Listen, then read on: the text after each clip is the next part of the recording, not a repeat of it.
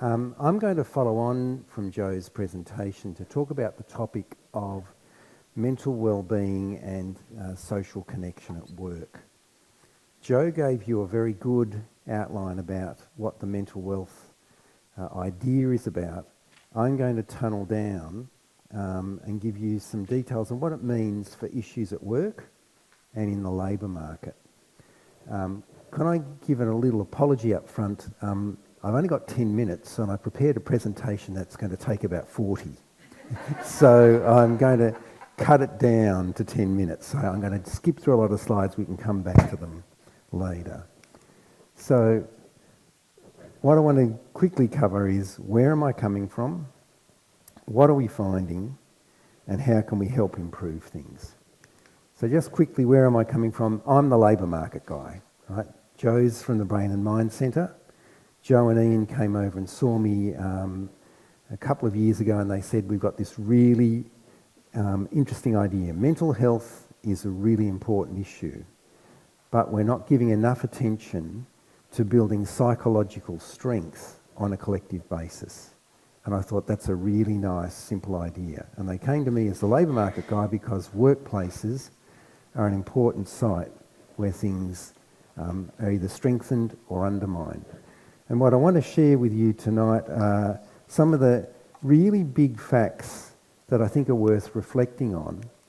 Joe's talked to you about the rising mental disorders for the young, but I want to draw to your attention some of the really killer facts that are coming out of the labour market at the moment. Joe talked about insecurity, she talked about young people, but if you look at the workers' compensation systems, you've got to remember Australia's done a fantastic job on work health and safety, right?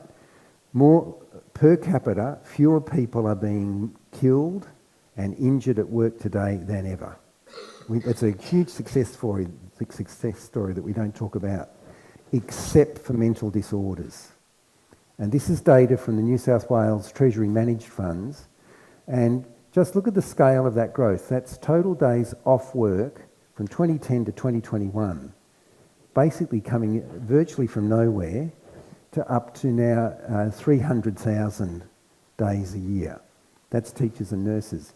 And remember, this is not just, these aren't insecure people in insecure jobs, right? It's turning it around. It's not just the problems of people on the periphery of society. These are people who are actually in jobs where there's a labour shortage.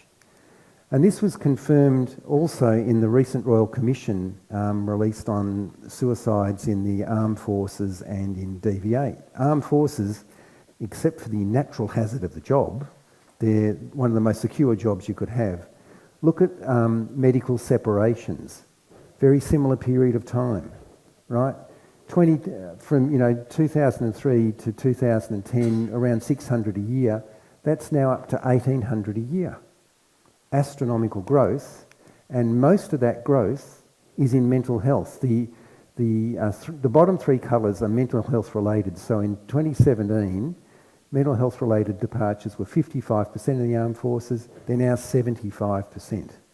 So I'm showing these as paradoxical facts. Joe's talked about the underlying insecurities that are part of the problem. When you get to the labour market, it's those even insecure jobs that are having problems. So what's driving that? We think, and these are important data to reflect on, there has been a decline in social support at work.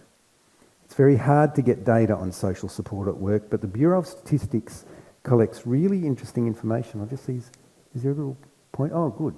Can you see that? This is data on how much work, how many workers in Australia get any kind of training, right? And you'll see that the statistic you should really look at is this one here. In 2005, in any one year, 35.9% of workers reported that they got work-related training on the job. That's now down to 23%. Right, so what we've seen is on-the-job training is a good proxy for the kind of the support you get at the workplace. But wait, there's more. If you go to the Household Income Labour Dynamics of Australia, it's been tracking 15,000 families and workers for over 21 years now. And this is just some basic data that was pulled out by the Black Dog Institute that's highly relevant. And you'll see that there's a decline in control, people feeling in control of their working lives. So that's a sense of how much freedom do you have at work. That's in decline over 2 decades. And what about complexity on the job? That's been going up. So social support's been going down, complexity's been going up, and control has been increasing. But then the final one is work intensification. This is actually strain on the job. And this is data that was pulled out by people at NatSim at the University of Canberra. And there's a direct correlation between work intensification, where work intensification is high, your mental health is comparatively lower, significantly lower if you're a male. So the really interesting question is, what do you do about it? And Joe gave you some insights into this. And we've got an agenda which says you've got to look at this at three levels. At the national level, you've got to think about what's the metric for success. And that's a big game, right? And we recognise that trying to change GDP is something that you should certainly go for, but you don't put all your eggs in that basket.